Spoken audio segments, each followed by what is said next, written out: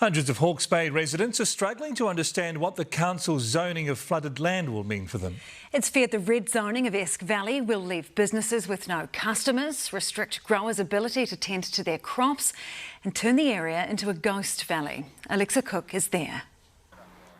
It's no surprise Steve Wheeler's home will never be lived in again. We dug all this out by hand. But he can't get his head around ever being allowed to reside on his land. This was our treasure. And it's gone. But a treasure he's struggling to part with. Sorry.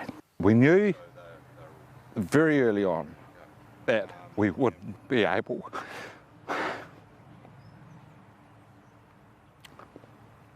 to live here again. But he's determined to save his beloved trees and roses, digging dozens of them out of their silty graves. Now it's our mission to do the best for the ground. And we have to do that. Yeah.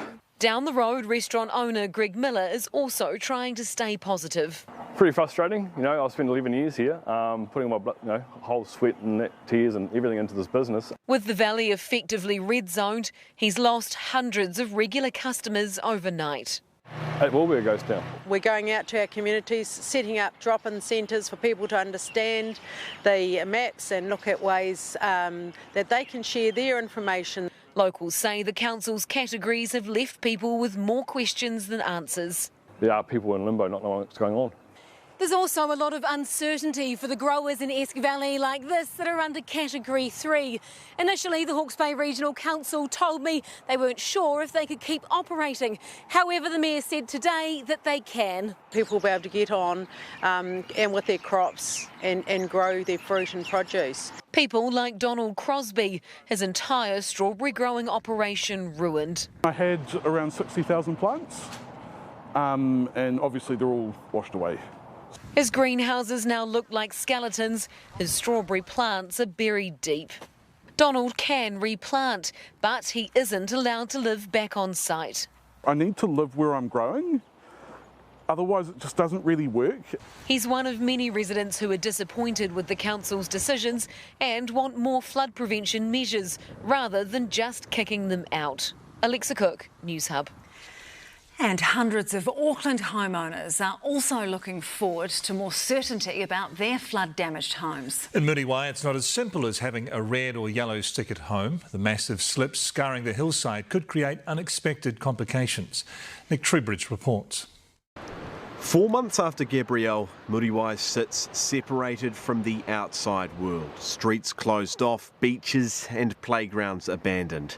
But finally, a glimmer of hope. Yeah, obviously it's great to hear something come through. For now, all red stickered owners like Mike Hibbert really know is hundreds of homes in Auckland will not be rebuilt following this year's devastating weather events. The initial indications are that particularly in the flood affected areas, we're possibly looking at around about 400 properties in the Category 3 area. But the problem for hundreds of residents who used to call this place home is information remains incredibly scarce. And that means life here in Muriwai remains as uncertain as it is deserted. Effectively, after 4 months, about 150 households here still don't know what category they fall into, salvageable or write-off, how that'll be valued or how valuations and payouts might eventuate. All of the people in that 150 odd properties are displaced from the community. They're paying rent as well as mortgages. Those costs are huge and we don't have any visibility about support beyond what our insurance is paying. Life for many remains on hold. People don't know how to make any plans. They can't look to the future. While a step forward, the $1 billion North Island buyout is light on detail. On some quite important financial criteria.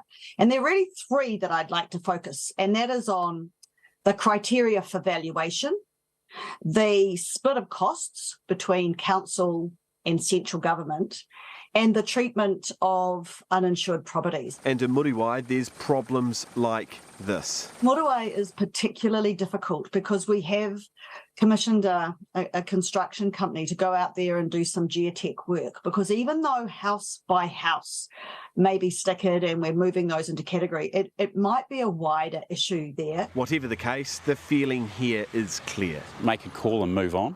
That's the key message. As a community attempts to move on from scenes like this. Nick Trubridge, Newshub.